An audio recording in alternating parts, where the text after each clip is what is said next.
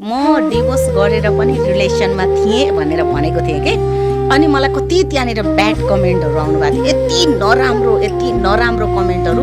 फेरि मैले कसले कमेन्ट गरेको रहेछ भनेर प्रोफाइल खोलेर हेर्दा नि एकदम जेन्टल मान्छेहरू, एकदम राम्रो मान्छेहरू थिए कि। उहाँहरूले मलाई के गरेर मूल्याङ्कन गर्नुभयो थाहा छैन है।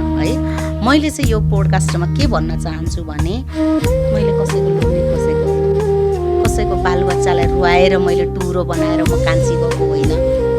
म त मेरो श्रीमानसँग मेरो बालबच्चा भइसकेको ठिकै छ नि त। कुनै मिसअन्डरस्ट्यान्डिङमा हामी दुईजनाको छुट्यो भने उसले के भयो त, तेरो मेरो बच्चा छ, किन छुट्नु पर्यो त, भइहाल्यो त, हामीले डिभोर्स गरिहाल्यौँ, पेपर नै त हो नि, सबै कुरा पेपर हुँदैन, हामी एकअर्कामा मन पनि छ भनेदेखि फेरि गर्नुलाई नि त पेपर भनेर भनेपछि ठिकै छ नि त। मैले पनि अर्को केटासँग जानुभन्दा मेरै श्रीमानसँग मैले राम्रोसँग गरेर बस्न सकेँ भने राम्रो हुन्छ। मेरो बच्चाले पनि